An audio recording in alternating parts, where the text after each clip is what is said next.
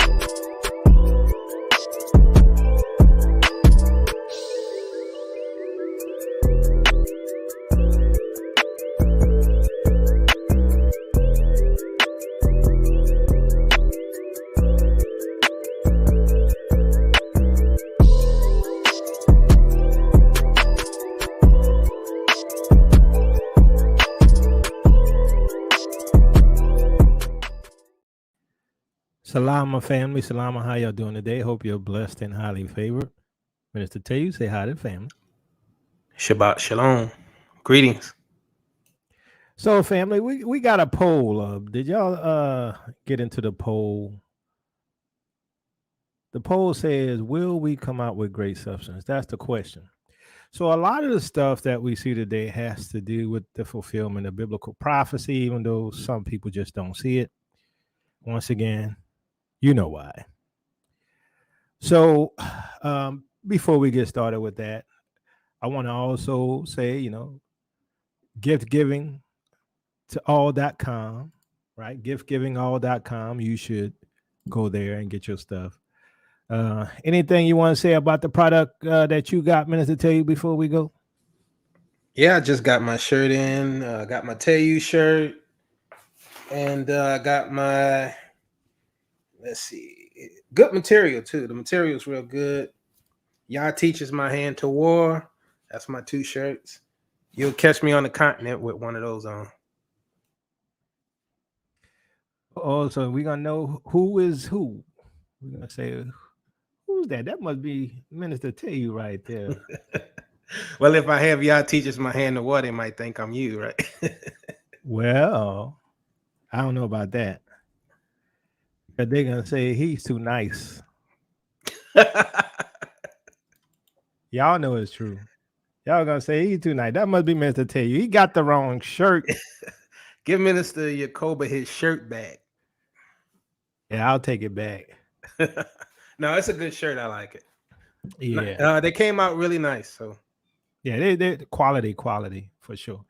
So, family, the title of this one is Pay What You Owe Santa. Now, if y'all know where I'm coming from, give me a 1. If you don't know where I'm coming from with that, give me a 2. Pay what you owe Santa. Dear Santa, y'all know where I'm going with it. Hey, I don't say that no more. I used to say that. That was years ago. Can't you tell? I'm grown now. You're not the real Riley, Minister Tayu. Don't tell them. Yeah, that's true. They might not know. Dear he is Santa. The real Riley family. All right. Look like only one I've seen that don't know. So it's from, yeah, it's one of my favorite too. It's from Boondocks, right? I know some of y'all like, oh yeah, they're secular. Well, I watched it. I think it was funny. All right. So pay what you owe, Santa. Now, a lot of people say, and I agree with them, that Santa is an anagram for Satan.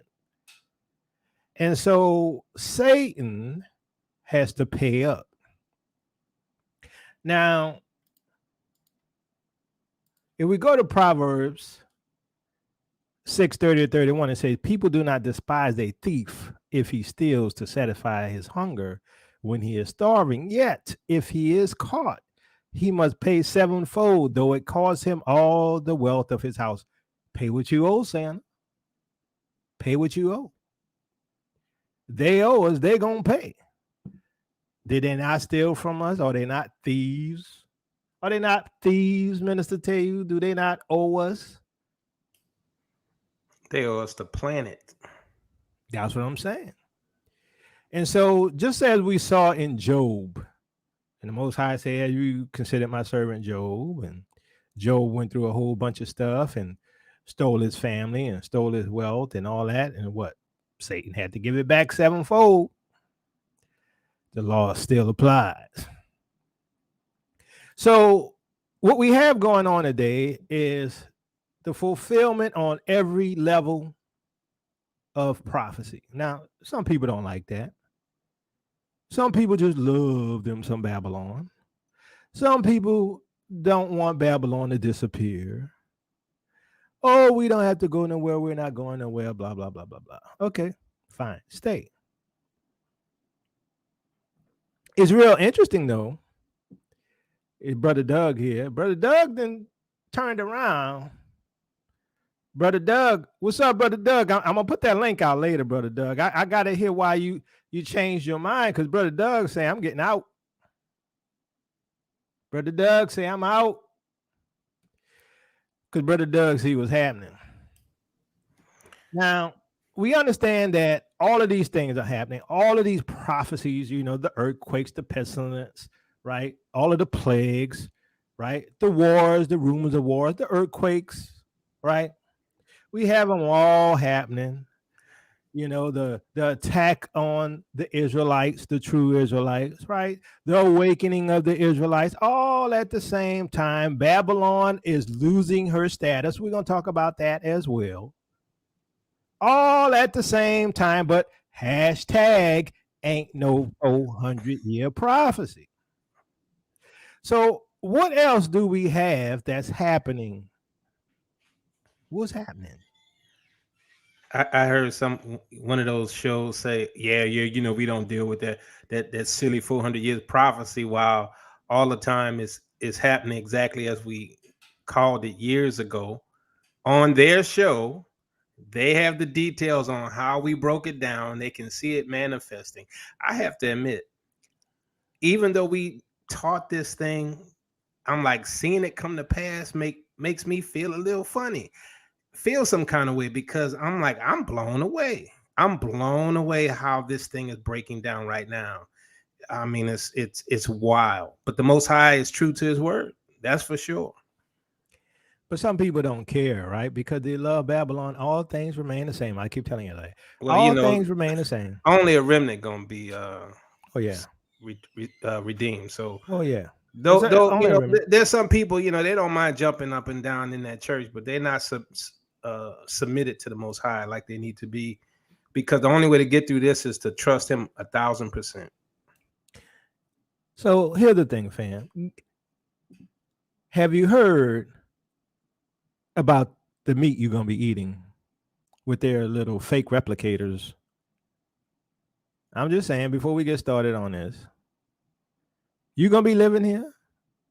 Good luck with your steak. And guess who invented that? Who invented that, Minister Taylor? The Ish people. What? Revelation 2939. They invented that replicator, fake meat, create a steak in 5 minutes.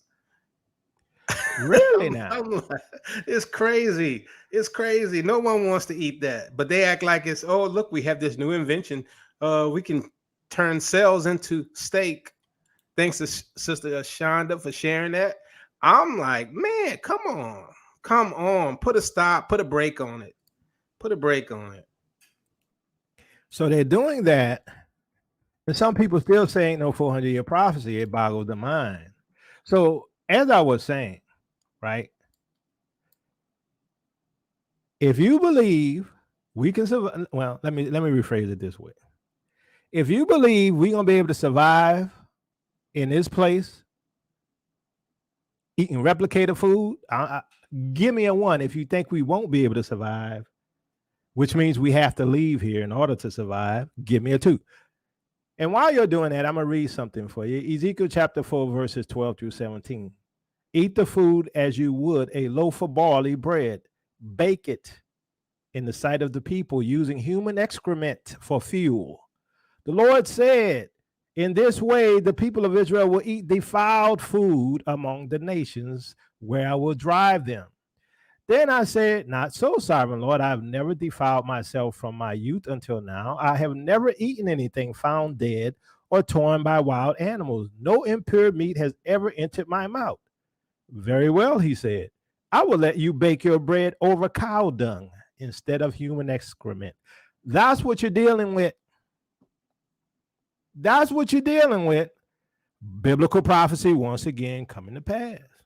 So one was you cannot survive what's coming. Two is you will be able to survive what's coming, and I guess that implies eating replicator meat. Well, some people like replicators, right? Let me put that in there again for you all. I'm going to read it one more time. Eat the food as you would a loaf of barley bread. Bake it in the sight of the people, using the human excrement for fuel. The Lord said, in this way, the people of who? Israel will eat defiled food among who? The nations where I will drive them. Is this not coming to pass? Then I said, Not so, sovereign Lord. I have never defiled myself from my youth until now. I have never eaten anything found dead or torn by wild animals. No impure meat has ever entered my mouth. Very well, he said, I will let you bake your bread over cow dung instead of human excrement. What do you think they're feeding y'all? But hashtag ain't no 400-year prophecy. Everything's coming to pass. Everything's coming to pass. When I say everything except for Armageddon, everything is coming to pass. All right. So, one, we cannot survive what's coming. Two, we can survive what's coming. That was the vote. One, we cannot survive what's coming. Two, we can survive what's coming. Which one?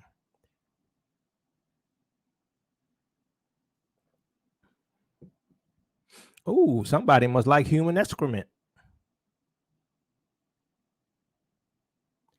Because guess what? If you think you're going to survive on fruits and veggies, nope, nope, nope, nope, nope.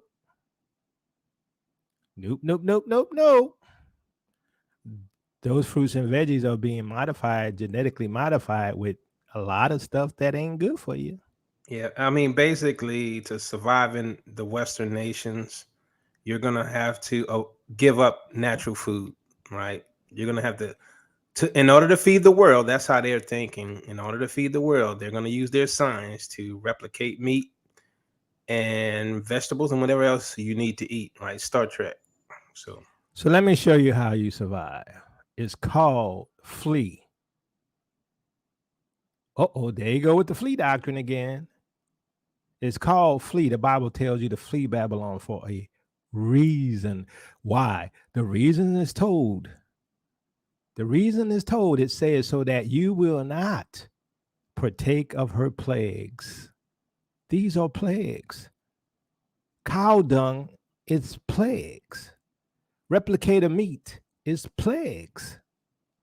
But some of y'all just don't want to listen to what the scripture clearly tells you. But that's not my problem. I'm just waiting for the Most High to say when to go, period. All I'm saying is that's what it says. Well, can you imagine with global warming and the intense heat? I mean, I've seen lakes drying up recently. We have fires in just about on every continent. And I'm like, your alternative might only be replicator meat and vegetables, right? At that point. Now, my hope is, the Most High is going to do what he said, return us back to the land where we can have what we were meant to have. So. All right, so let's get to what I'm here to talk about. Another prophetic fulfillment coming to pass.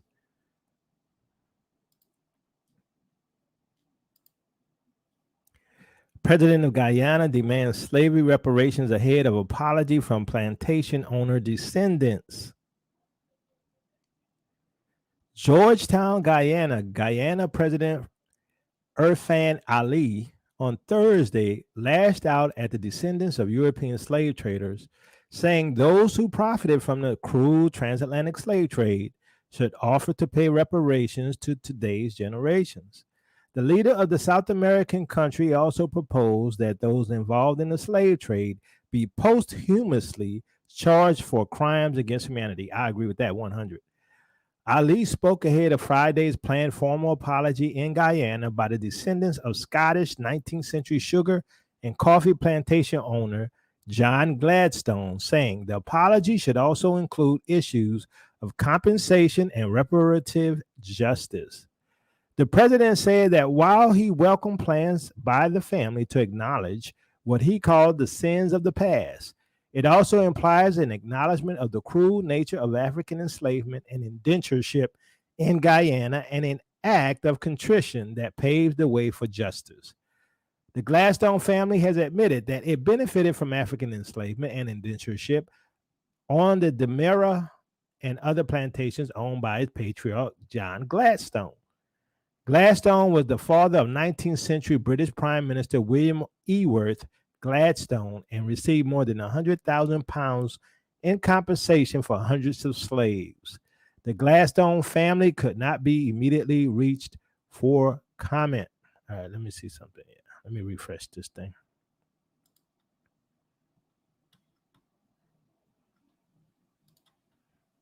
All right. After the commercial goes,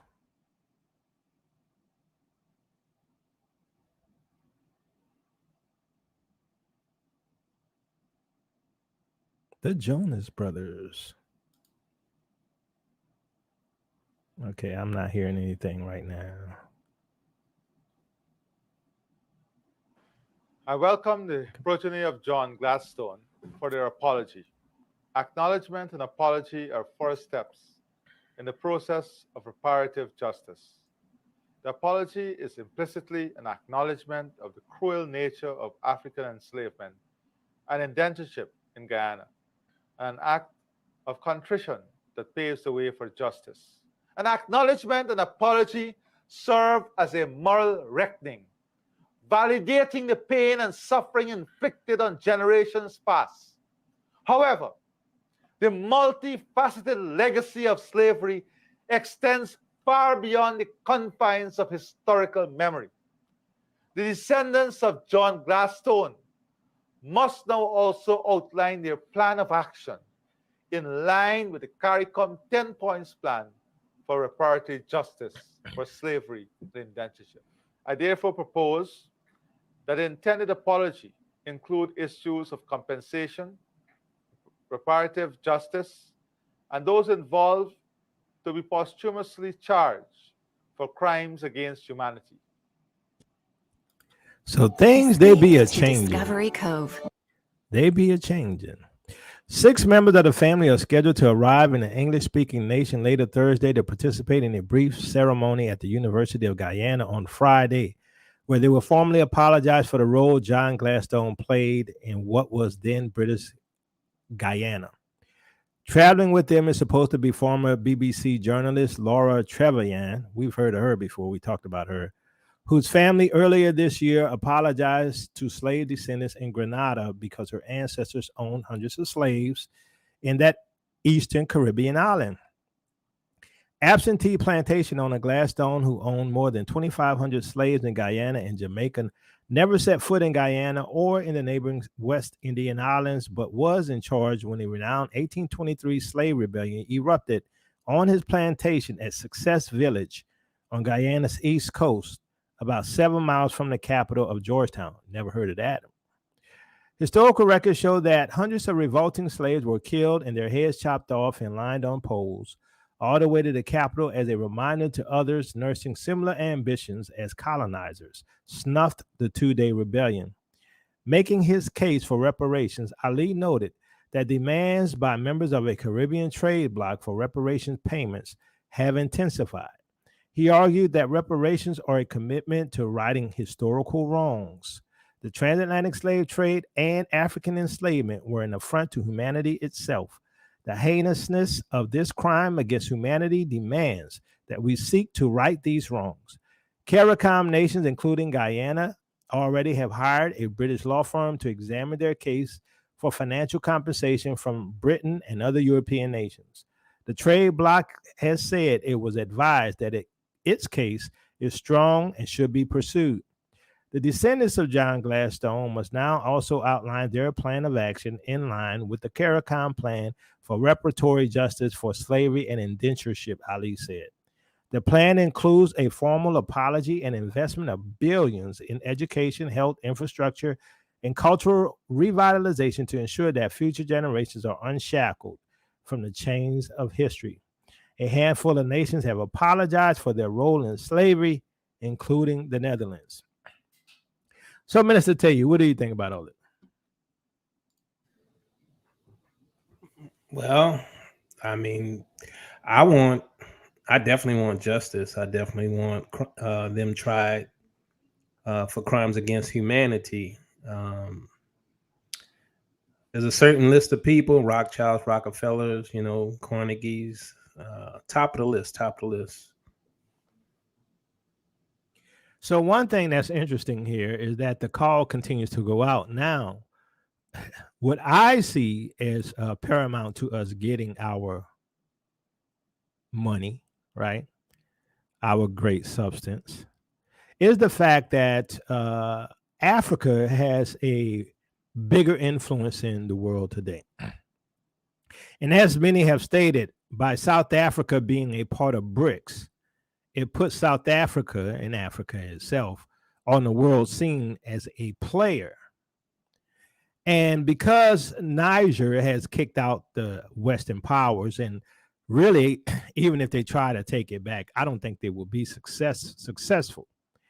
I think that what's happening is that Africa is taking control of their wealth, taking control of their resources, and by doing so, command more influence within the Western nations. For instance, that oil pipeline that's going through Niger for Europe, you're going to have to pay to get that. Worst case scenario, they'll blow that thing up and then nobody getting any gas, right? So it's probably better for them to work out some reparative deal, work out a deal with the Nigerians in Niger, right, in order to get access to that gas, to that oil, or I believe it was a gas or oil is one of them, and also that uranium, because France need uranium.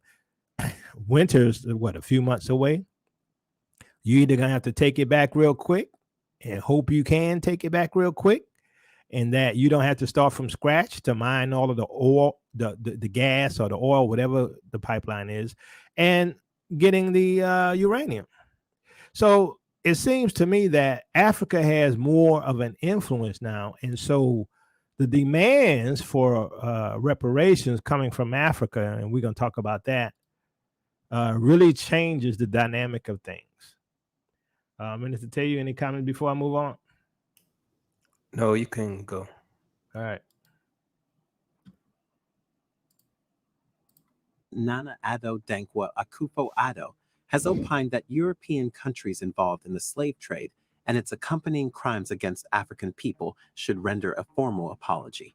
He made these comments on Tuesday, August 22nd, 2023, while delivering the keynote address at the opening session of a summit dubbed the Global Convening for the Restitution of African Heritage at the W.E.B. Du Bois Center in Accra. President Akufo-Addo also emphasized that calls for repatriation and restitution of cultural properties taken forcefully from the continent should be intensified, before adding that reparations for Africa are long overdue. Let me state that the subject of restitutions must go along with the matter of reparations. No amount of money can restore the damage caused by the transatlantic slave trade and its consequences, which have spanned many centuries. But nevertheless, it is now time to revive and intensify the discussions about reparations for Africa. Indeed, the time is long overdue. If reparations can rightfully be paid to victims of the Holocaust, so reparations can be paid to the victims of the slave trade. And even before these discussions on reparations conclude, the entire continent of Africa deserves a formal apology from the European nations involved in the slave trade for the crimes and damage it has caused to the population, psyche, image, and character of Africans the world over. The Caribbean community, CARICOM, has unequivocally announced its demand for the payment of reparations. And I would urge us to engage with our kith and kin from the diaspora and form a united front to advance the cause of reparations. I'm happy to announce that Ghana has been chosen by the African Union to host, in the latter part of this year, a global conference on reparations for Africa, which will seek to bring together Africans and members of the African diaspora and family of all hues and perspectives to set out a concrete strategy for achieving the goal of reparations. I commend the Open Society Foundation for this event, being held under the theme African Heritage Restitution Movement, which is calling for the return of African cultural materials. It is wholly fitting that these deliberations should take place at this center, named after one of the iconic figures of Pan-Africanism, W.E.B. Du Bois, a man who dedicated his life to the defense and promotion of the interests of Black people everywhere, especially of those in the African diaspora of the Americas and the Caribbean.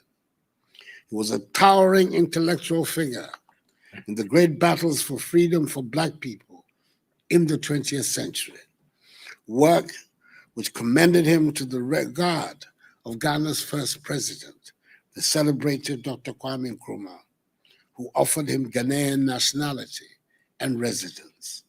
Indeed, he ended his life here, and his remains are buried in these premises to signify his eternal association with our historic goals of realizing freedom and justice for ourselves and for all Black people. He would have been in total sympathy with the aims of our gathering today, and that is why it is appropriate for us to have this discussion in the Du Bois Center. The restitution, return, reparation, and repatriation of stolen and looted African cultural properties under pre-colonial and colonial circumstances have to be issues of major concern to all Africans. These concerns have in recent times dominated public discourse on the continent. Governments, civil society groups, traditional authorities, scholars, and researchers have called for the return of African cultural properties that were illegally and shamelessly transported from the continent. I support fully the initiative for the return and reparation of African cultural properties to the continent, as it will help Africans, and in particular, the descendants of the communities, groups, and individuals who created and produced these cultural properties to reconnect to their history, to their pioneers, to their knowledge, and their skills. This reconnection of the past and the present will also help to build new relations with the international community, especially that of Europe, which was principally responsible for the original thefts of the cultural properties. Most of these cultural properties, when returned, will also offer Africans an opportunity to develop local knowledge of the technological, cultural, social, and aesthetic value of the objects. President Nana Addo Dankwa Akufo-Addo's stance on the need for European countries involved in the slave trade to offer a formal apology, along with the push for restitution and repatriation of African cultural properties, resonates deeply with the ongoing discussions surrounding historical injustices. The acknowledgement that no sum of money can truly heal the wounds inflicted by the transatlantic slave trade is a significant acknowledgement of the magnitude of the harm that was done over centuries. However, his assertion that an apology accompanied by meaningful restitution can contribute to a sense of closure and reconciliation is valid. Such actions hold the potential to symbolize a moral reckoning on the part of European nations, fostering an environment of mutual understanding and respect between continents. All right. So, according to Akufo-Addo, they're going to meet, the African Union is going to meet and discuss reparations. Finally, we're finally getting to the point where the two sticks are starting to come together. What do you think of all of this, Mr. Tate? Well, I think Nana Akufo's politics is a bit too European for me, and I think he moves within the approval of the Europeans, right? Of course he's going to say, hey, give me money, we need money, you owe me money, give it to me. But at the same time, my problem with him is, one, during the pandemic, right, he required people to get that poisonous shot, right, that wasn't tested. Two, he voted for ECOWAS to invade Niger. Right now, according from what I read, he is supposed to go through Parliament to get approval, and Parliament is probably going to say no. But there's the hint that he may still move without Parliament.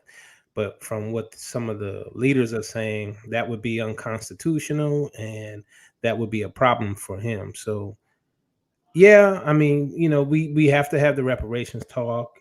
The reparations talk is not going away. Everyone, the people on the continent know that they sit on a gold mine. Well, not even a gold mine. They sit on the wealth of the planet, right? That's how the Most High set this up, right? That's why the nations are so obsessed with our people and our land. We sit on the wealth of the planet. And so they're going to have to come and negotiate with us at some point. And I think they will give reparations because they want our resources. How that all plays out, we'll see. So would you think all of this is coincidence, or that it aligns with the prophecies of the Bible? Oh, it definitely, I'm pretty sure this lines up with scripture. If you put everything that's happening since 2019 together, I mean, this is prophecy coming to pass.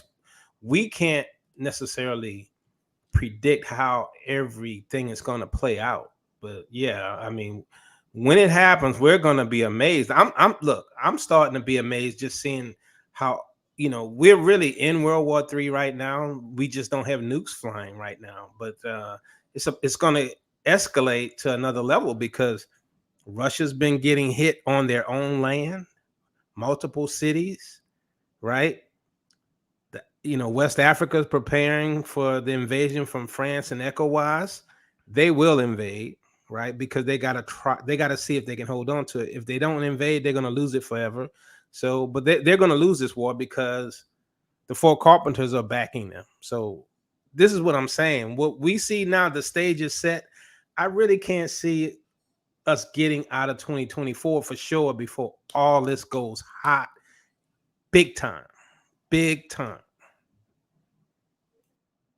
So with all of the things that's happening, you can, if you can have basic reasoning skills, you can see how the change in the global structure, the change from a unipolar to a multipolar world order is making it where it's more likely that we would get it. Because if it was up to the Western nations, our colonizers, our enslavers, we would never get a thing.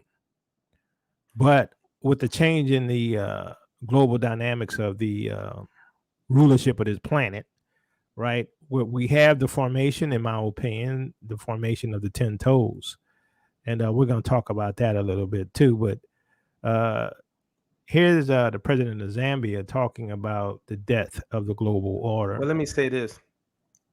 We have the bargaining chip now.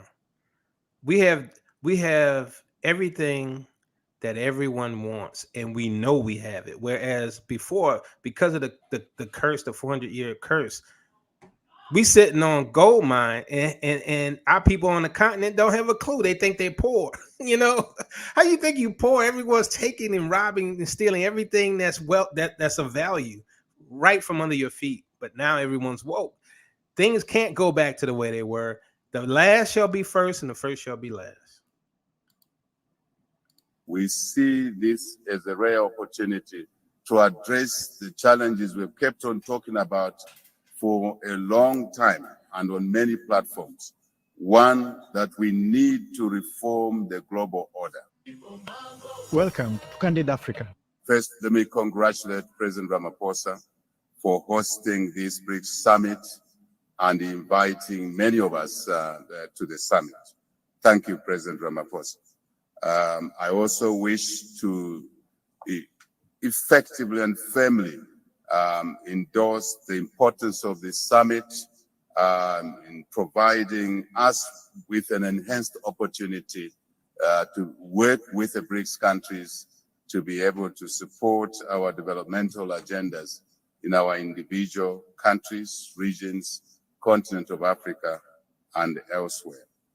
Mr. Chairman, we wish to express our appreciation that this forum provides to enhancing our partnership and in fostering development, as I said. And because of the importance of this platform, Mr. Chair, I simply want to express what we believe are critical. Zambia, COMESA countries, we see this as a rare opportunity to address the challenges we've kept on talking about for a long time and on many platforms. One, that we need to reform the global order, in particular to address the inequities associated with critical ingredients to development, such as capital. The cost of capital is what I'm talking about. Africa, as we have already acknowledged, pays a higher cost of capital than any other on the globe. All right. So he says the current global order needs to change, right? And that, as we all know, the inequities that they have when it comes to giving money or loaning money to Africa now. My thought has always been, why are we going to them for money anyway? I mean, pieces of paper, mainly I guess it's because, they had the stronger military, but now there's a new dynamic that's in play. And with that new dynamic and a new global currency system, which is going to end up being the 10-toe kingdom or the 10-horn kingdom that's coming to pass. But, things are changing, right? And as I stated in many of my teachings before, there's going to be two kingdoms. There's going to be the 10-toe kingdom that give their power to the Antichrist. And there's going to be Yah's kingdom, which is Africa. There's going to be two power bases. And that's why you see the 10-toe kingdom, and it's partly strong and partly weak, because we are still a part of the power structure. But when you look at the Bible, when you look at Daniel, you see that the 10 toes, right, are all Gentile kingdoms. See, from the top, which is Babylon, all the way down to the toes, which is the Romanized form of Babylon, right? So now we have prophecy coming to pass, and it cannot be denied. And I'm gonna show this other video and get your comment on it, Minister Tave.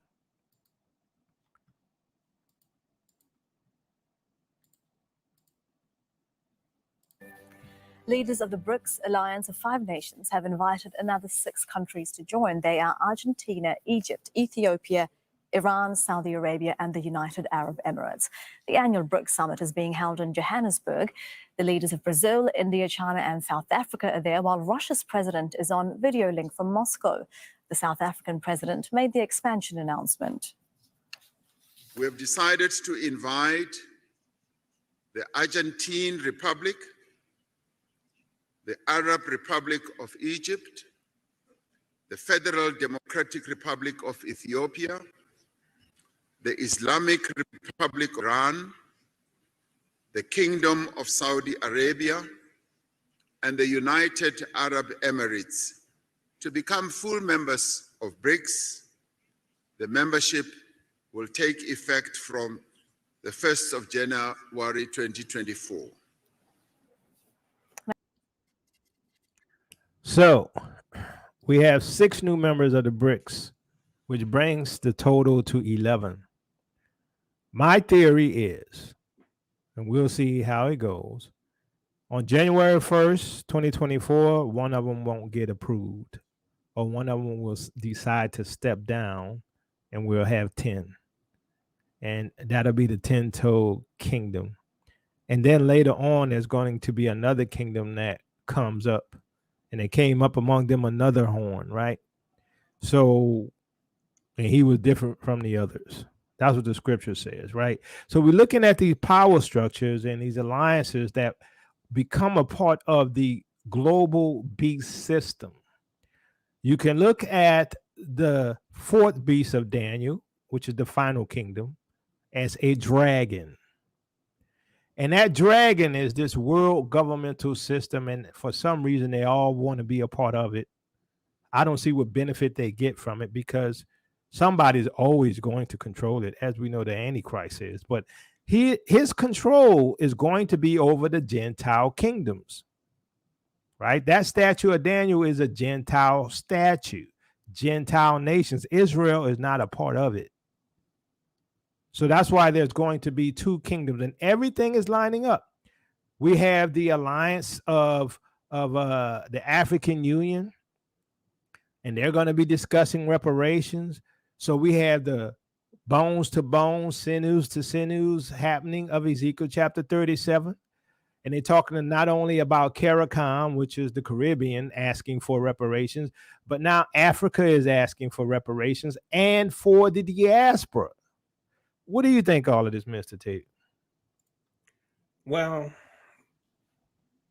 I mean, we have all the resources. So, given the future prophetic scenario, I think when we're back home on our land, because we control our resources now, they will be buying from us. We will be selling to them. And that's how they will continue to function in this new world order system they have. They're going to buy the resources from us, but they're not going to get enough resources at some point, which is why Ezekiel 38 happens, and they come to take the resources from us. But until then, which I don't think that's going to happen for another 800 years to 1,000 years. But that's why I think that, our role in that at that time will be selling our resources. But the reason these systems thrive, the reason they want a world government, is because of the value added products, right? The value added products everyone wants. Everyone wants to be able to produce and have these advanced products, right? They want to have air conditioning. They want to have television. They want to have electricity. They want to have all these advanced items that a modern world provides. No one wants to go backwards in the Stone Age, especially the Europeans. So there'll be some negotiations, but we'll be selling them the resources at our price until they get tired of it. And that's when Ezekiel 38 happens.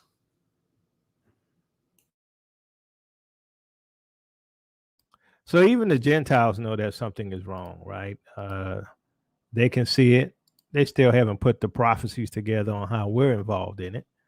But here's an article from Prophecy News Watch. Americans no longer have faith in our institutions. Is collapse inevitable? The fall of Babylon. Told y'all. Hashtag ain't no 400-year prophecy. If the American people have lost faith in almost all of our major institutions, how is our civilization going to survive? If any collective effort is going to work, people have to believe in that effort. That is true whether we are talking about a sports team, business partnership, a romantic relationship, or a nation as a whole.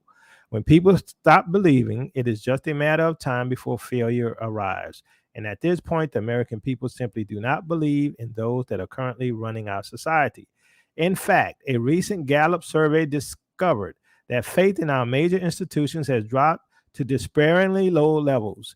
The survey asked people if they have a great deal or quite a lot of confidence in a long list of prominent institutions, and these were the results.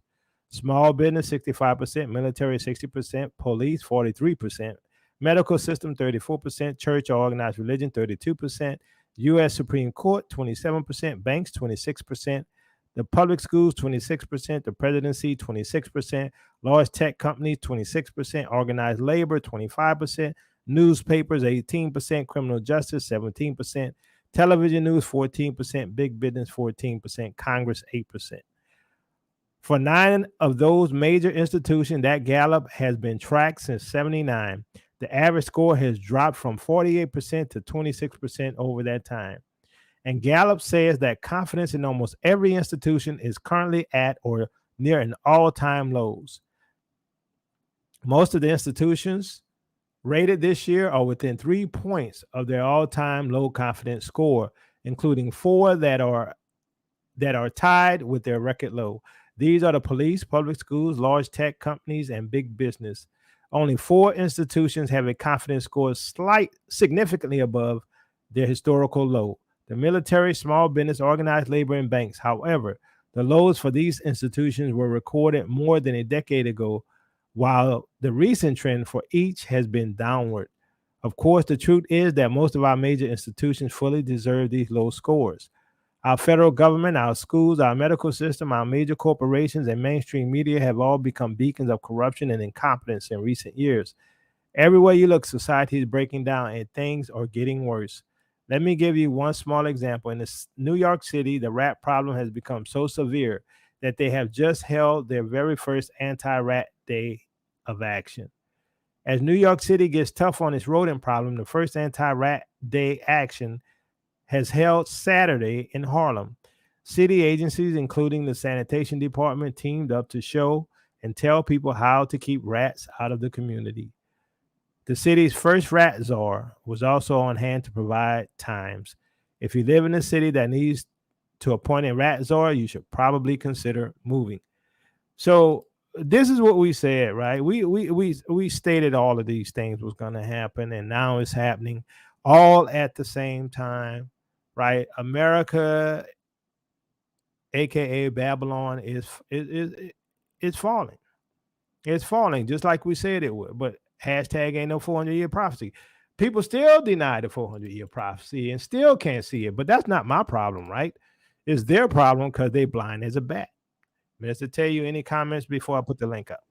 Yeah, so I mean, you have from the Gentile perspective, the European perspective, a future loss of resources. This is going to get worse for them, right? They're going to lose their ability to have the amount of resources that they are accustomed to. How does that impact you living in Babylon, right? How do you think that's going to affect you? Now, that doesn't even include the World War III and the climate we're in right now, where Russia has no choice but to move forward. Russia can't sign a peace treaty and put an end to this right now, right? Because NATO is fighting him. He's not just fighting Ukraine. His people have given their lives for this cause. So he has to win his mission, whatever that mission is, right? Otherwise, his people are gonna turn on him. So he has to push forward. Now, NATO is constantly funding Ukraine by the billions, even though this is supposed to be a regional war. It's supposed to be like we see in Sudan, right? One group versus another group. But the interest of the international community tells you there's more going on here, right? So it has to escalate. There's no way this thing is going to get better until NATO and Russia face head to head, right? So think about that. Think about the coming environment you're going to be in. You know, how are you going to survive it? I mean, I'm in it unless I could get out, but I'm thinking to myself, this thing is almost guaranteed to go down, right? Everything we know today is going to change. You know, Biden is giving people clearing out their loans, right? forgiveness, loan forgiveness. Come on now, what's going on here? So, I mean, you have to have a plan, if anything, right? I keep trying to get my family, my wife, my daughter, my son. Only my youngest daughter, she has her passport. No one else does except me. And I'm trying to get them to get theirs. You got to have an exit strategy. I mean, even if you don't execute on the strategy, you need to have it in place. So, Minister Yacob.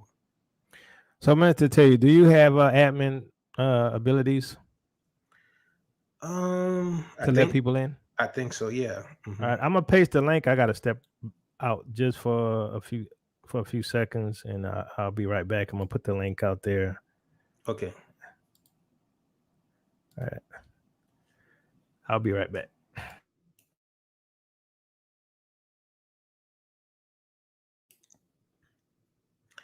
Minister Yacob will put the link out there if you want to come on and talk with us today.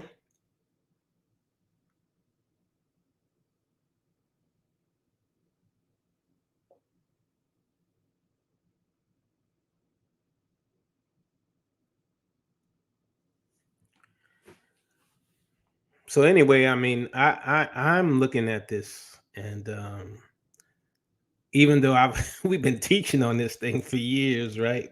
Before, since what, 2015, and I'm still blown away by what's happening.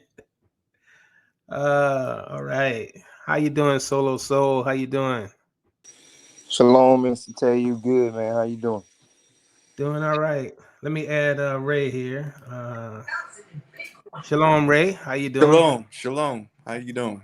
All right. So, Solo Soul, what you got to say about all this? What's up, Arthur? How you doing? Shalom, Minister Jacob. Listen, fam. So, Minister Tell you mentioned art. I can't even remember who mentioned it. Y'all sound the same. One of y'all mentioned the student loans. Biden, well, they denied mine. They are not, forgiving my loans. So I'm kind of sad about that. But maybe the next round I get some forgiveness. We'll see. But fam, I just I had a question because it's weird, and I honestly never had, people that consider themselves in the truth and in the camp have been like in my comments and in my inbox, saying that, so you really believe that, the promised land is in Africa? And one guy wrote on my recent little, I did a short clip on YouTube, and he wrote a pretty long post, and he was just like, you, good luck to you, brother, but the promised land is here in America. Now, I always get kind of confused on what are they what do they believe is here in America. It always just throw me off because I'm like, we've had so much bloodshed here in America. Like, how do they believe that America is where we should be? It just always throw me off. I really don't understand. They don't believe the Bible. They don't believe the Bible. Okay. No, they don't believe the Bible, right? We were supposed to be taken to the land of our enemies as slaves, right? A language we do not know or understand, right? I mean, many other descriptors that tell us we're going to be taken from where we were living, but yet they claim that, oh, this is our land. But understand this: if this was our land, you know how hard it would be to take us into captivity when my father, my grandfather, or and my family know I'm right down there in this city as a slave. You don't think they're going to be hitting at these people nonstop? But notice this too, right? In the United States, our population is small. If this was our homeland, it would be a large population, just like you would see in Africa. The enemy could not enslave us like that, right? Yeah, exactly. So they're not really going by the Bible. I think they're going by this Mormon cult belief system. I think they're really into some witchcraft type activities, but they're not revealing that. Exactly. Thank you. Yeah, they are. Yeah, but I think it's time, fam. I know y'all and Minister Yacoba, always mention that. My mom have like hit me with that too. She was like, when the Most High give it to me, I'm leaving, and I question it sometimes, like, where is this pressure coming from? I understand it's deeper than what I really understand. And I don't know. I'm gonna tell y'all this. So it was back in 2000 and Lord, I can't even remember the exact year it was. I'm a guesstimate 2012. I was going to this non-denominational, mega church in Tallahassee. And me, my cousin, one of my friends, we went in for prayer. And this older black guy, they kind of group us up. You get into whatever group, whatever prayer you want to get into. And, whether it's financial, whatever you're going through, they pair you with somebody, an elder, and they pray with you. And we got with this guy, and that was my first time really doing something like that with a stranger. And then this older guy, he walked up to me and he said, you don't even have to tell me anything. He was like, you don't have to tell me anything. He was like, I know who you are. And he was like, I see a roaring lion in you, just waiting to just, it was just so bizarre. So he just told me, it's going to be okay. Whatever you're going through financially, don't worry about it, man. You got, this is what this guy telling me, right?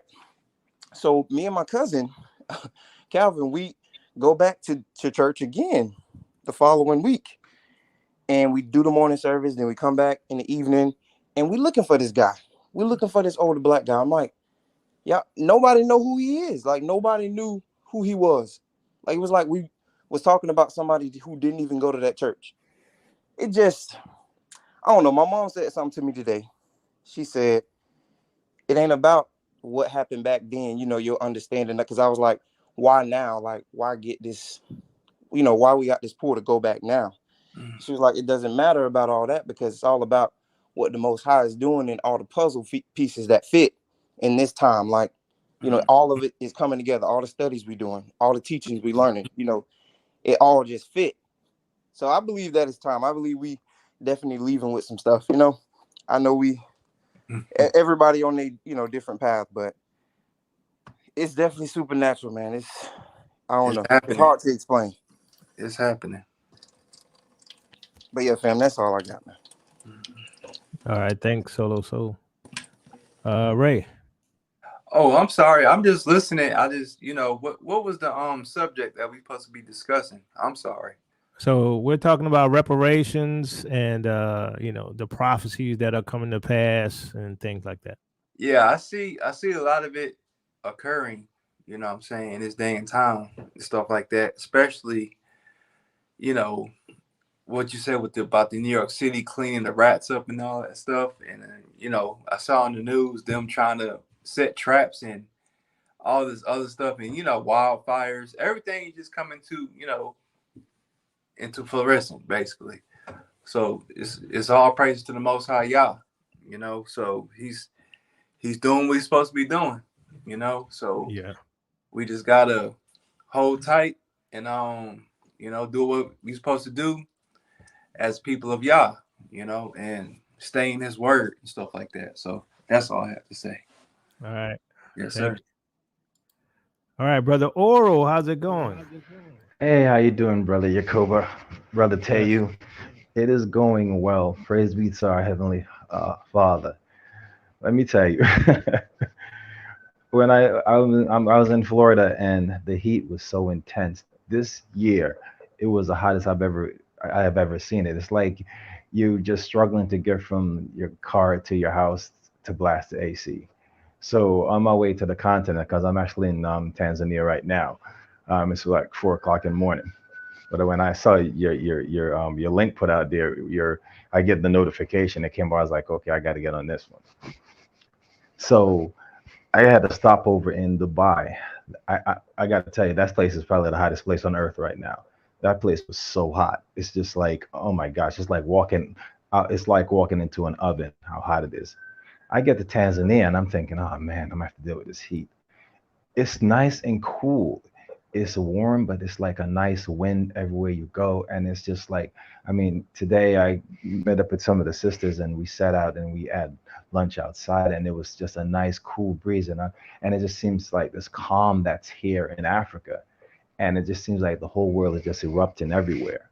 So when you folks are talking about the prophecy coming to pass, I mean, unless you're blind, you just can't see it, or either the Most High is giving you like a strong delusion where you're not going to be able to see the truth anyway. That's the only way you can see prophecy being fulfilled, because it's just all around us. And it's just, to me, it's just plain as day. Now, Minister Tay, you said one thing, and I want to add to that. You said that these folks don't know the Bible. It's not that they don't know the. You said that they don't believe the Bible. I believe is that they don't know their Bible, because they get everything from the pulpit, and no one goes home and actually study for themselves. They just listen to whatever the pastor say, and no one really knows the Bible. And that's one of the problems that we have as people. I rest on that. All right, thank you, Oral. The daughter. Hello, can you hear me? Yeah, how you doing? Shalom, everyone. Thank you for having me on. So the topic is reparations, and I would like to say I don't trust them. I want my reparations in gold and silver, and I want a first-class ticket on a nice cruise boat, maybe the ships of Tarshish, we don't know, and that's what I want. Because Hey, all I'm the with you. signs, I'm sorry. I say I'm with you. Yeah, all the signs are here. You know, I talk to a lot of people. I won't tell you what I do, but I think you know Minister Yakoba, because I spoke to you on some emails before. But all the signs are here. We have the earthquakes, we have the storms, we have all the violence, we have the division within the governments, we have the rush for Africa, you know, and trying to keep African Americans, us Black people, away from the Africans. So all the signs are here. You know, it's in different prophecies, and I try to tell people we're living in that day and at that time. And if you don't understand what I'm talking about, let's look at the Old Testament, because we're living in that day and it's at that time. But people want to go on with their Christianity, and they don't want to admit that there's a 400-year prophecy, and they're on fire about that 400-year prophecy. So I say to all the people out there that want to say, oh, there's no 400-year prophecy, keep that same energy up. Keep it up, so when there's troops on the ground and there's all hell broken out around you, and the glory of the Lord falls upon his people, I want you to say, oh, there's no 400-year prophecy. I want you to say that the Bible is not real, because the Most High is going to move his hand soon, and people are going to wonder. And that's why I posted Habu, chapter 1, verse 5, the King James Version. Behold, ye among the heathen, and regard and wonder marvelously, for I will work a work in your days, which ye will not believe, though it be told you. So go on. Just let people go on. Keep that same energy up, because he's coming back. I'm with you on that. Keep that same energy. I'm like, I'm 100 with everything you said. Well, thank you. Keep that energy. All right. Still, thank you. Thank you, daughter of the house. Now, the infamous, the famous Doug Rice. Oh my goodness, my goodness. Can you hear me? Yep. Okay. Well, Brother Yakoba, yeah, man, I contacted you before I did my little soiree, and I let us have it. Yeah, the time is beyond now, but more than that, I think I'm coming from a different point, because I've seen you make your point so eloquently in the past regarding our need to leave. I was in the Marine Corps, and they taught me early to be a tactician, a person that calculates and factors in what's going to happen next. And so, you know, you just keep going, if then. I'm looking at the catalyst of yesterday, the arrest, and the photo. The photo was really what put it to bed for me in the trajectory that these folks are headed toward. They are 100% committed to running us out or having us locked up. We have to leave. They're on a murderous intent. They're not on a rage yet. So are you talking about the Trump photo? I'm talking about the Trump photo, man. Okay, all right. I'm talking about the Trump photo that emanated enough hate to transmit into the hearts of these Neanderthals far and wide within this country. And they are on a tear. Let me tell you something, this building. And everything cascades into this effect. You think that melee in Mississippi or Alabama, wherever it was, is not somehow folded into the psyche of these creatures that grow angrier and angrier with every Negro face that brings these people into account. This man transmitted a message. Our exit is a necessity for our survival. And as far as I'm concerned, according to you, everything in Africa is ours. When we arrive, I want folks out of my damned way. I did first. Yeah. I agree. And I mean, step aside. Don't look me in the eye. I mean this. I'm not playing, because first we're gonna come in the middle of side eye. Oh, sure, they'll be welcome. They'll be look. I expect it all to happen at once, and we have to be up for this. And you know what? In closing, let me say this. I look at the face of these brothers. You know, you can tell they've been through hell. You can tell the mental strength of a Negro without a smile. You understand? It emanates its own message as well, more than just being a man. These men are the strength of this nation. And we have to get the hell out of this one. And I'm going to land right there. Y'all have a good day. Bye. All right. Thank you, Brother Doug. Yes, sir. Seed of Judah, how's it going? Shalom, brothers. How y'all doing? Shalom. So I got a couple questions. First off, you mentioned earlier about how, you know, all of Israel is going to be one kingdom during the 10-toe kingdom, which I asked in the chat. But if South Africa is a part of BRICS right now, do you think they'll be a part of it when, you know, everything's in full effect? You know, it's interesting you say that, because my brother and I were literally talking about that yesterday. And you see how right now there's 11 members of BRICS. Right. And we were discussing that because based upon the statute of Daniel, they're all Gentile nations. Right. And there's literally, in my opinion, no way that South Africa can be a part of the Gentile global kingdom. So the one that may fall off may be South Africa, you know, because everybody else Gentiles, right? So they will probably. I thought they mentioned Ethiopia. I thought they also mentioned Ethiopia. Oh, Ethiopia, yeah. I mean, who knows? I mean, here's the thing with Ethiopia. Ethiopia is run by Amhara, right? And Amhara, they're not Israelites, because the Amhara were the ones who attacked the Israelites, right? According to history. But you know, that's a whole thing. But anyway, with South Africa, I can't see South Africa remaining a part of it because, be honest, South Africa is the odd man out.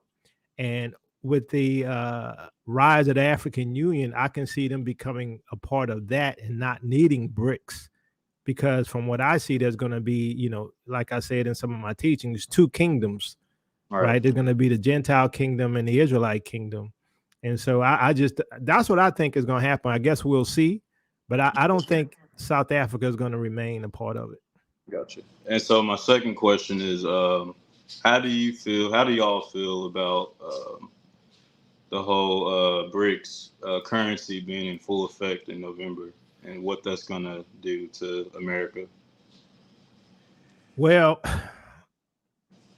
I think that the BRICS currency is going to be, part of the end time beasts currency, right? With the whole mark of the beast thing. And the thing is about the way they're talking about trading is using local currency currently.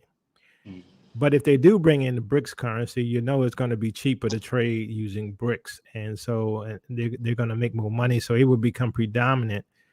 As far as the dollar itself, you know, we're trillions and trillions in debt that can never be repaid. The most they can do is maybe keep it afloat for a few years. But there's no way the dollar can survive. Because, there's talking about, once that goes into full effect, there's like $200 pair of Jordans. If you were to buy it from China, would cost it's like what 55 of their dollars of our dollars is equal to one of BRICS dollars.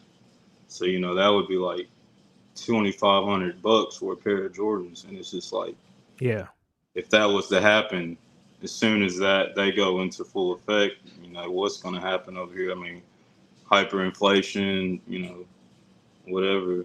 So it's just like, what is, Yeah, my theory is when the economy crashes and the dollar becomes devalued, and all of that probably is going to happen when this World War III that we're in kicks off with tacticals. Right. That's when the BRICS is going to rise overnight, right? Because nobody's going to want to be in the U.S. dollar.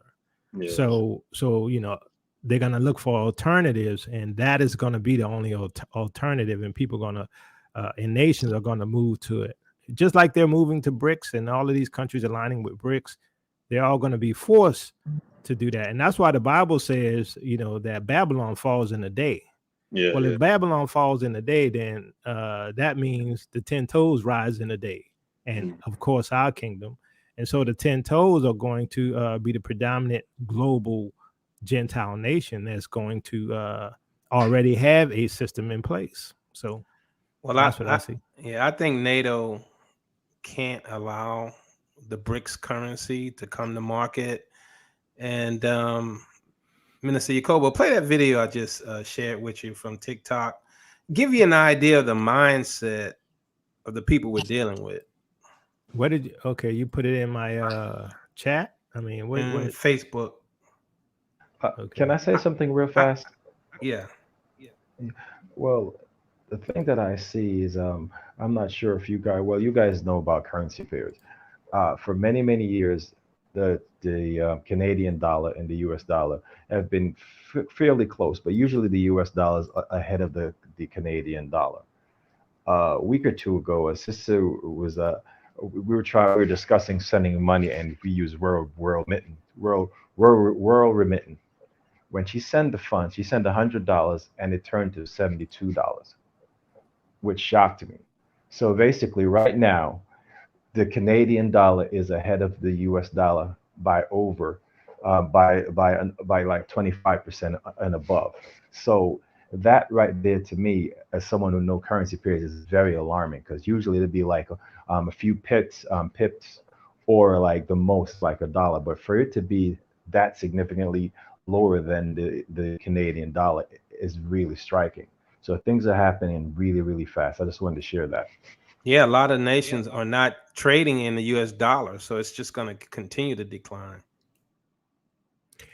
Yeah. So what I'm gonna do is because we got a few people hanging in the back. If y'all finish talking, I'll drop some of you off so I can bring some others on. Yeah, I'll hop off now. Thank y'all. Okay. Yeah, appreciate it, man. All right. Okay, thanks for coming on. And Minister, tell you, I can't play that video because I'm gonna get hit for copyright. Okay. Jesse McCullough. I'll hop off too, man. It was a pleasure chatting with you guys. All right, thanks, Oral. All right. I'll be quick, man. How's everybody, man? Peace and blessings. How's it going? Oh, you can hear me. All right. Yeah. Listen, man. The 400 years is real, man. And I mean, what more can we say? The writing is on the wall. And all I can say is the book of Joel, man, chapter 3, man. It's over. It's time to get up out of here, and we're going to be leaving up out of here soon. I believe it's going to be a supernatural thing. Because I was thinking that, as I was driving today, I was looking at, because I'm in the Newark area, in the Essex County area. And I was driving through Newark and some parts of Newark, and I seen, some of the brothers and sisters out there, on drugs and all that stuff. And I'm saying to myself, I said, some people could leave here, but what about the people that can't? What about the people that can't? And then I got in my mind, I said, God said that he would do this. See, a lot of times we plan things, but the signs are here that we're going to leave here, but it's got to be supernatural, just like in Egypt of old days. It wasn't by the hand of man, it was by the hand of God that delivered his people. And it makes so much sense because when he do that, he gonna let everybody know that I'm doing this. You tell me if I'm wrong. He's gonna let everybody know that he's doing this, and ain't gonna be no question that we're out of here. It's gonna be supernatural. I believe that. It may be some stuff that we do, maybe I don't know, but I believe that God Himself is going to do that because they say, "Who can stand on the day of the Lord? Who can stand on that day?" Because if we don't leave, we ain't standing. I'm gonna park it right there. All right, thank you, Jesse. Christopher. Can you hear me? Yeah, we hear you. All right. Shalom, family. Honestly, I had a question, but you kind of answered it already. At first, I thought the Ten Toes Kingdom was going to be maybe the European nations, but now the BRICS has come onto the scene and kind of just scrambled everything. So, how do I put this? How do you foresee BRICS taking over where the European nations would have been the Ten Toe Kingdom? Well, this is what I think is going to happen.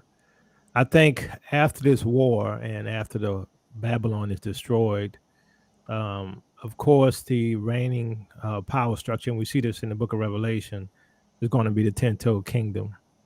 Now, the thing is, according to the scriptures, the 10 toes are on the 7 heads, right? Which I believe to be the G7 nations. So I believe, the fact that the horns are authority and they're on the heads, they're going to give direction to the G7. So they're going to have an alliance, right? But the BRICS nations are going to be the ones to guide and direct the 7 heads. So there's going to be an alliance in the end between the 10 and the G7. Okay, that makes sense. This is my first time on the show. I appreciate y'all, and y'all been listening to y'all two brothers since 2016. I want to thank y'all. Y'all really helped me on my journey, and I'm gonna leave it right there. Thank y'all. All Keep right. y'all doing. Thank you for coming on, Christopher. All right, Sister Betty, how's it going? Shabbat Shalom, family. I'm not going to Shabbat. be long. Yeah. So, okay, this is going to sound weird to some, and it's going to make sense to some. This is how I've been feeling. I feel like I'm in a stimulation that this is still, if you don't know that, you're still in captivity. See, you feel like because you got a big car, a big house, and money in the bank, that you're free. You are not free. You are still a slave. You're still enslaved. And you gatekeepers. You gatekeepers. You are the house Negroes that tell everything that the field Negroes do because you think you're free. We are not free in this country. Don't go to bed at night thinking that you're free because at any moment they can come down, kick your door in, shoot and kill you and your family, drag you out, and they get away with it. So you thinking that you're free in here. No, you're in assimilation. You're in assimilation. It's all fake and it's all false. You know how I know? Me and Arthur in the mall in Tampa today, just walking around, walking down some lunch. We walk into this Gentile store, and all he sells is African attire, African jewelry, earrings. This is in the Tampa Mall. Jewelry, clothing, shoes, and he's boasting how all of this is made in Nigeria. He has a home in Nigeria, and he come to the States so often to work. Listen to this. This Gentile knows how beautiful and how abundant everything is in our own country that we don't know because we are so stuck in this matrix thinking that this is it, this is home, this is where we belong. You're being very foolish. They don't want you to get down to the continent because it's too beautiful. It is our home. It is our Jerusalem. You are a fool. You are a Get mad. I don't care. I live in Lake Wales, Florida, Polk County. Come find me. But I'm telling you what's up. You are a fool if you think this is your home. A sleeping fool. This is not our home. Wake up, Israel. Wake up. Because everything, they have another shutdown coming in September. In about 4 weeks, the wicked ones are coming with yet another shutdown. All this is just to get you thinking that, oh, look what's happening. Oh, and you line up for more shots. And then you just know that the shots, the ones that's taking the shots, they're the one that's gonna catch these other sickness that's coming So, around. so Sister Betty, say use jab or some other words. Oh, I'm sorry, Minister Jacoba. It's okay. Jab. This is all rounding you up for more of their delusion. You are delusional if you think that this is your home. They don't want you to realize what your real home is. I tell you what, right quick, close your eye in a vision. We all leave. All of us, Jake, all of us, we leave.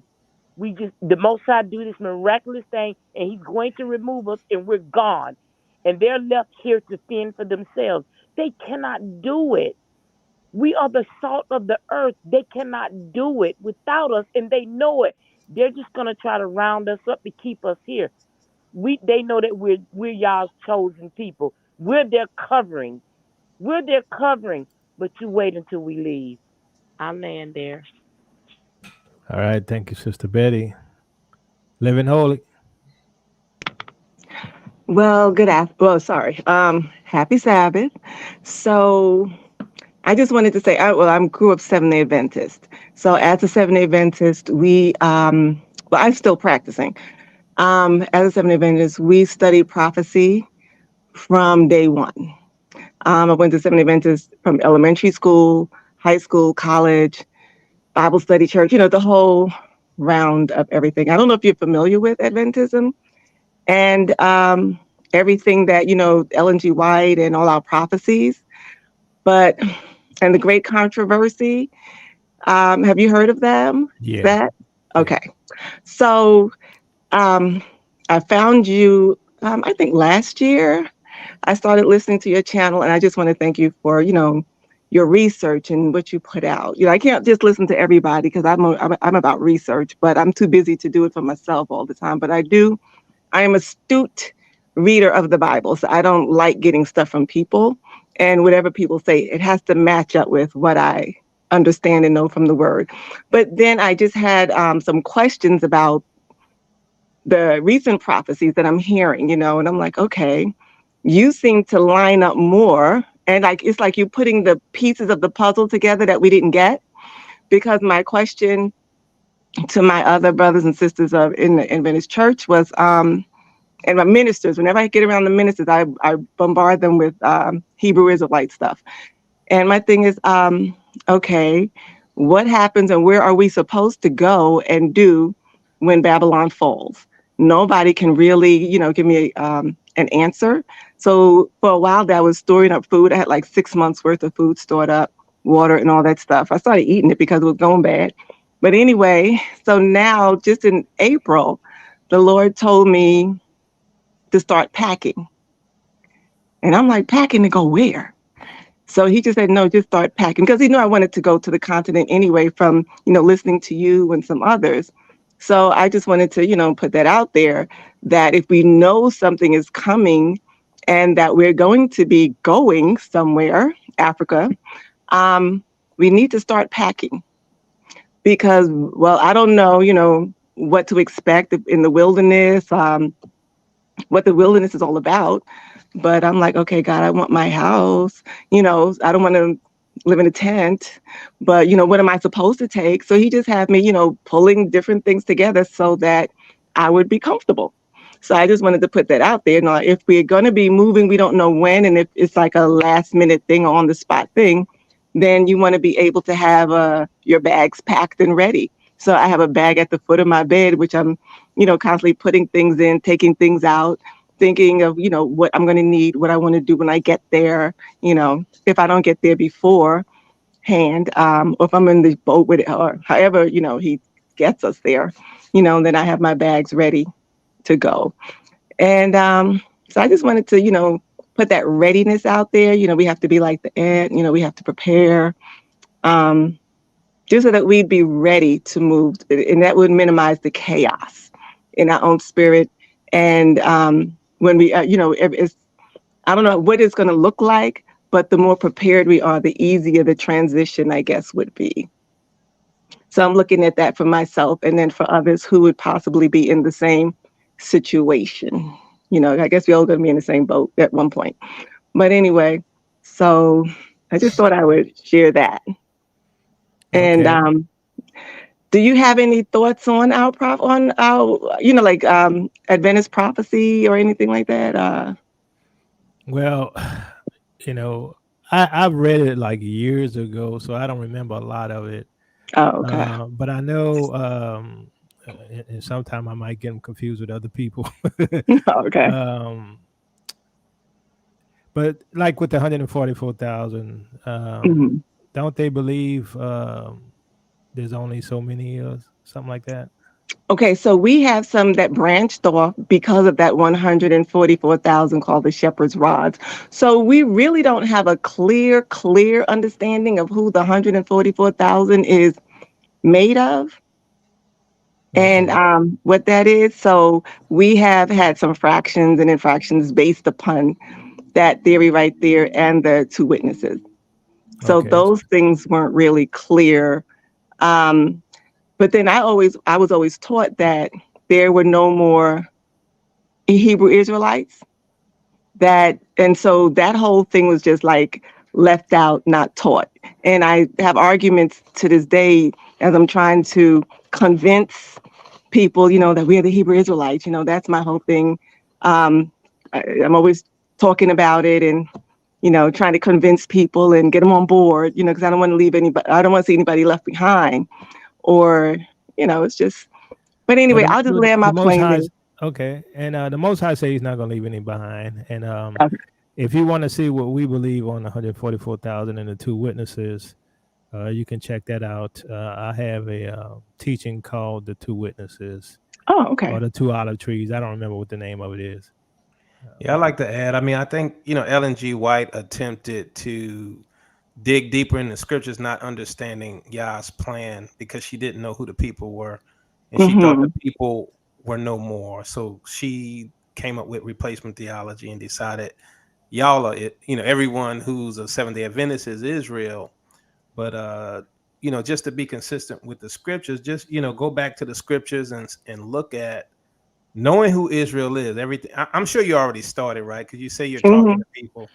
But it changes the game, right? When you know who Israel is and you can see the 400-year prophecy coming to pass, I think they have to change their doctrine at this point because the scripture is focused on Israel and about Israel. And if you look at what Paul said, that to the Jew first, but also to the Greek, right? So there's a way in, but then you see in Old Testament scriptures that those Gentiles are going to attach themselves to Israel. You see that those, so if you believe the Old Testament scriptures, you're going to see things, the Gentiles are going to see things that don't make sense to them, right? Where, they're going to cling to the house of Israel and things like that. Those passages they overlook or didn't understand. So, Okay. I think they need to, maybe you could get them to go back and study those scriptures from the perspective of us being Israel. Now, what does that scripture mean today? Mm-hmm. And that's what I tell my friends when we do potluck. I'm like, read it as if they're talking to you. You are the person. You are the people. Those are your grandfathers, great, great, great grandfathers. Those are your ancestors. And they left this here for you to understand what's going on because we're living it real time. And that's the most fascinating part. I would always, when I was younger, pray, God, I want to be in the last days. I want to, live it. I want to see it. I want to see everything manifest. And now we're here real time. It's going on real time. So it's really fascinating as well. Okay, so I'm gonna move on to Brother Michael Raya and Living Holy. Thank you for coming on. And I'm gonna put my link in the chat for the two witnesses identified. That covers the 144,000 as well, even though we have a separate video on 144,000, but this covers who is the two witnesses and how that fits with the 144,000. Also, okay, thanks. right. Yacoba, forward Simeon Sankofa wanted to come on. Maybe you could reshare the StreamYard link. Well, we at the point where we want to end. Yeah, I mean, it's just one more person. They wanted to comment. That's all. If you give But them a then few other minutes. people gonna come. All right, it's up to you. Yeah, I wanted to bring it down. So Brother Michael Raya, he's the last one. So maybe next time. Brother Mike, how's it going? Hey, how you brothers doing? Shalom. Shalom. Just listening to a lot of brothers and sisters. Some have questions and things, but when you sit back and you just listen to the brothers, and for the ones that's asking questions, you can see what man has done. Man literally went in and brought in, what I ain't gonna say brought in, used our book to bring in a division. You have the Old Testament and the New Testament. So now they teaching, oh, the Old Testament is done away with, or it's not important. And then you just concentrate on the New Testament. Oh, Israel is done away with. But if you go into the Old Testament, you go realize, no, a whole majority of the prophecies are in the Old Testament, which they call the Old Testament, that is.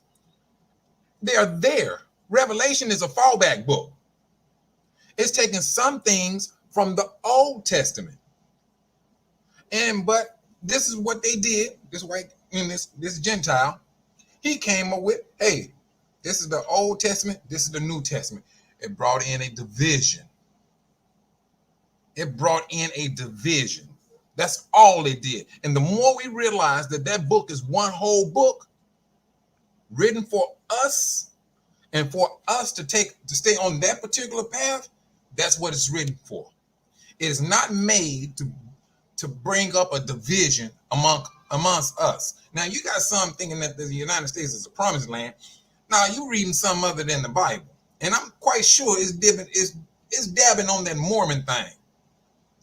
Now, the scriptures clearly states, that is Genesis, that you are in captivity. How in the world your captivity is a promised land when Yah said, I'm going to judge that nation? Clear. It's like black and white. But someone or some people may have their mind just set. I love this place, and in all the prophecies, all the stuff that is happening here. What are you looking at? What is it that you're not seeing? That's the question. Now, it appears also, if you want to believe that, it's like you want to pick and choose what you want to believe out of the Bible. That's what it sounds like to me. But we, as Israel, we're supposed to be preaching the truth, teaching the truth, and living by the truth. There's nothing else for us to do but those three things. Those three things is what we're supposed to be doing. Now, let me ask you something, Jacob, and tell you. Now, this image, the 10 toes. So now, do you all equate the stone carved without any hands that hit this image? Do you equate that to Armageddon? Yeah, when Christ comes back at Ezekiel 38. All right, so but that's the end of all of all the Gentile nations. Yeah. Yes. So I was telling this brother, but he was telling me, oh, the 10 toes is Israel. I said, brother, it's 12 of us, but where you get who told you that 10 toes? Nephilim toes. Oh man, but he messed me up. I'm like, bro, I don't know where you got that from, but that's not, we're not part of that image. You got to remember what the Messiah said.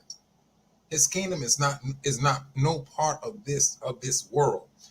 That image is of the Gentile world. And he was literally having YouTube meetings and everything. And he thought about it. And he said, well, let me get back with you.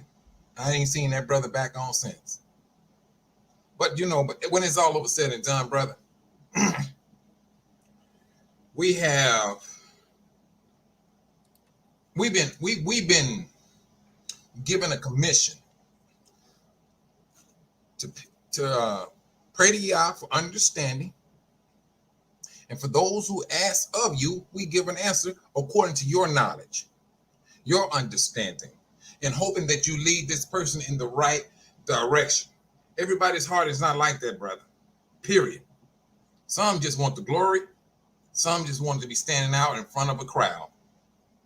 But for those who really truly are concerned with what we are going through as a nation, yeah, you're gonna know who it is, and you're gonna pretty much hold tight to that person because you know, all right, and feel that this person is sent by Yah. It's just that simple.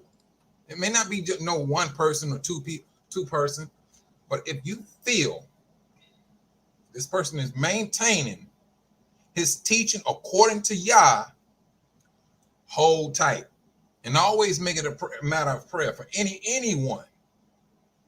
And I would say that's anybody, bro. I mean, we talked this morning, Yacoba.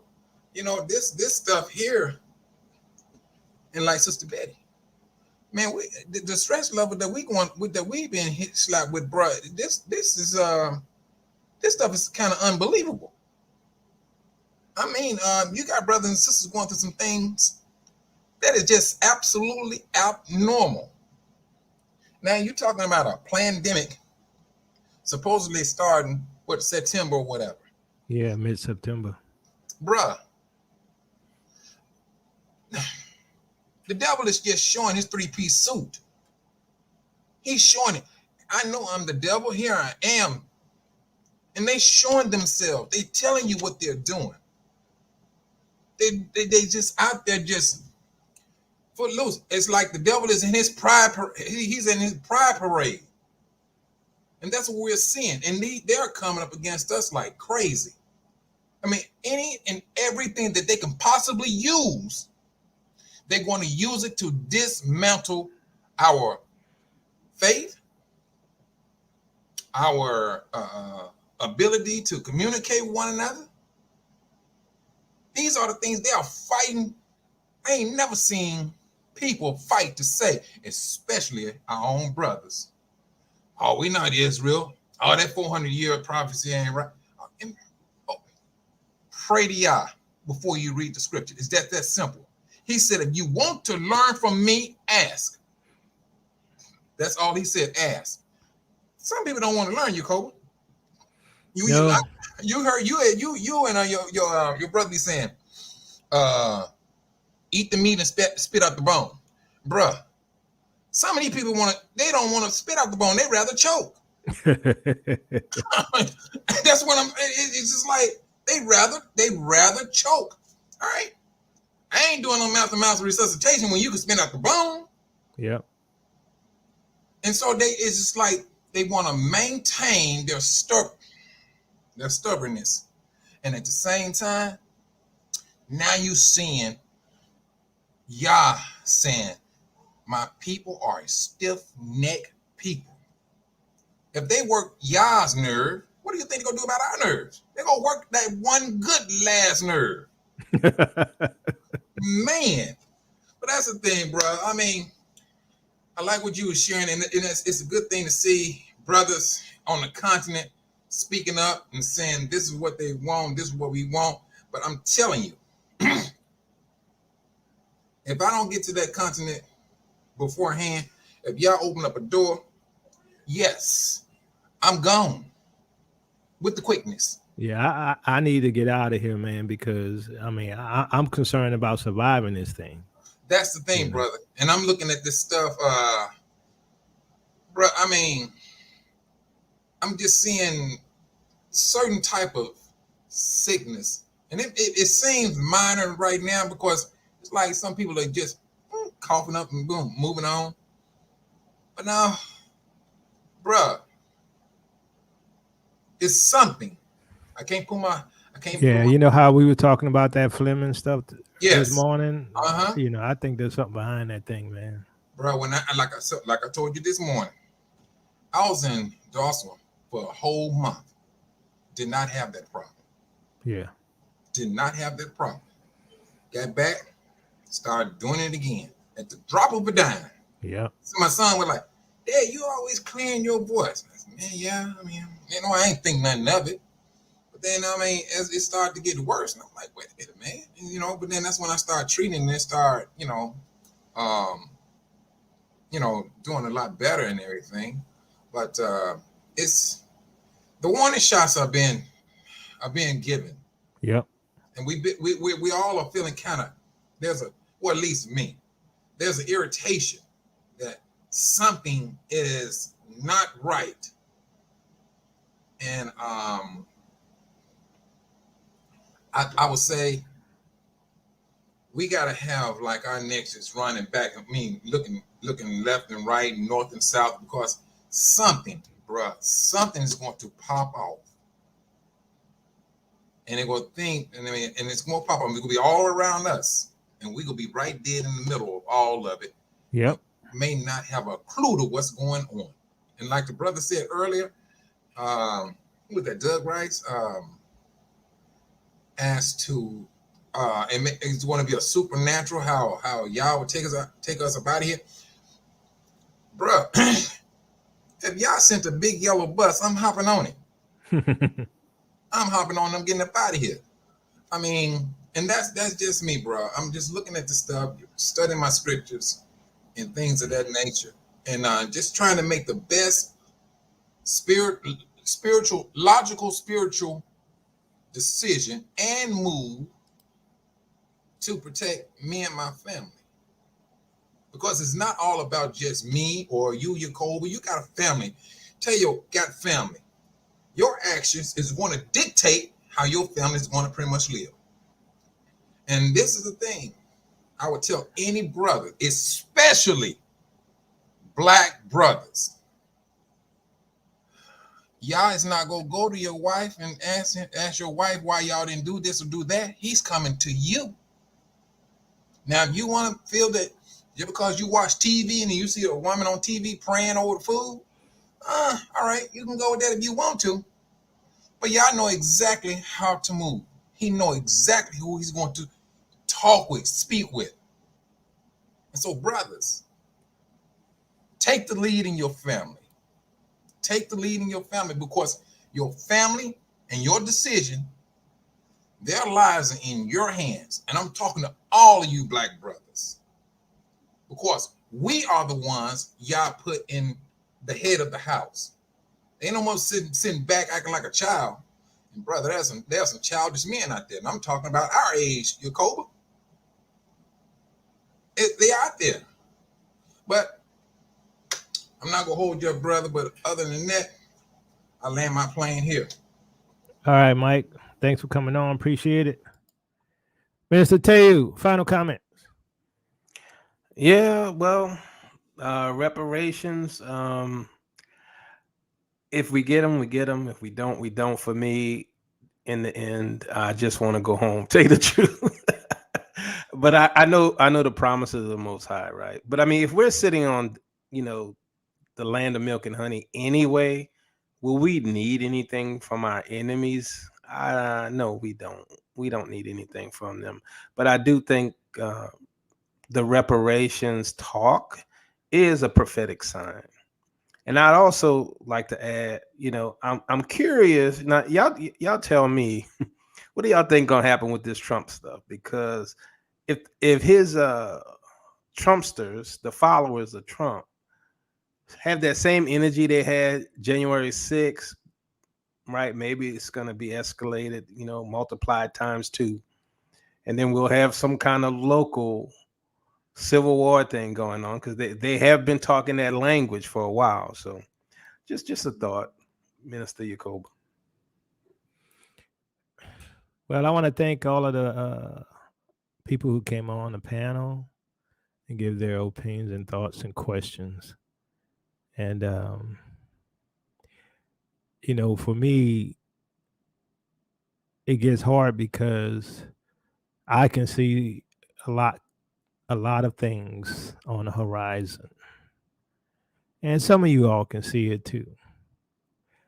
But it will challenge you because some of the things you might get affected by, because many are the afflictions of the righteous, but the Lord delivers them out of them all. Sometimes it's how many times we got to go through affliction, how many times we have to go through sickness, how many times we have to see death. It gets burdensome. It wears you down. But as you watch the prophecies unfold, you understand that everything the Most High has told you has come to pass and is coming to pass. And all the promises he made, he will fulfill. And so we have to learn that even when we go through and it seems like we won't make it, we're going to make it because he promised he's going to save us. As much as they want to take us out, they can't do it unless he says okay. So right now, the devil's busy. And I've never seen a world like this in my life. But hashtag ain't no 400-year prophecy. And I mean, to tell you, and I had taken a stance way back in 2016 on how we see prophecy. And some of y'all been around for that time. And y'all see the things unfold as we taught. Now, of course, a lot of people don't like that, right? Because they couldn't see it. Well, the Most High gives understanding to those he will. And it ain't about pride. It ain't about I know more than you and stuff like that. It's about our calling and what he's called us to do. And many of you all have many callings that I can't do, right? And so what we have today is a lot of confusion because we are in Babylon. We are in Babylon, and Babylon is confused. People don't know who they are. They don't know if they're a car or a toaster, if you know what I'm saying. Everybody's confused. You got TCA doing shows on people by hand signs. I'm telling you that's not him, in my opinion. Until I see him come on and see his face and see him do it himself, I'm not convinced it's him. Because you can't convict nobody off of some hand signs. That's not his way. That from the TCA I know and I've seen, I just don't believe it. I don't think that's him. I think he's been compromised. They may have him and took over his channel. There's something wrong there. It don't feel the same, right? And you can't send him an email and you can't put comments. It don't make sense. So these are the times we're living in. Y'all better be careful who you listen to, who you watch, and especially when people are pointing fingers at people and calling them Freemasons, you better have proof more than a video with hand signs. Because in my opinion, when you do that, you're destroying lives. You're destroying ministries. You're destroying people who have built their ministries and their reputation and teachings. And even if we don't agree with everything they teach, they're doing it out of servitude of the Most High. But see, that's not the TCA I've seen. I wouldn't even be speaking on it other than the fact that I just see way too many exposing videos, and it's not the work that he used to do. TCA does not do that level of shoddy work. He does not do it. He does his homework. When he comes for you, he comes strong with evidence, with receipts. I've never seen him do this kind of thing, right? And he usually comments, shows himself. This here, look, this is my feeling on it. I think the brother in the black site. That's where I think he's at. And I know that the UK is not beyond doing that to its citizens. All right. Maybe I'm wrong. hopefully he shows his face, but his behavior is erratic. So if it is him, he has mental illness, something's happened.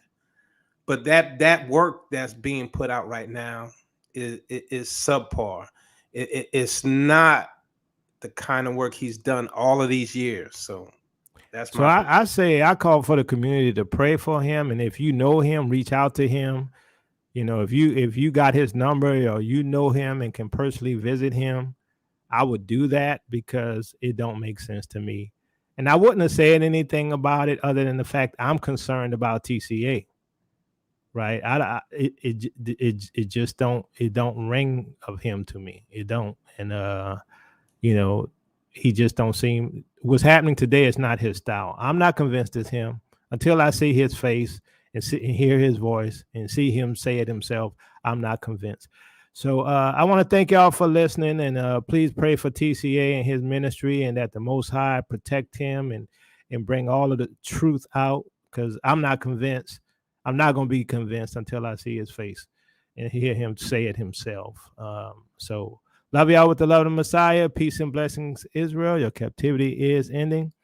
Also, make sure that you support the Dry Bones Project and Quest to Unite Africa.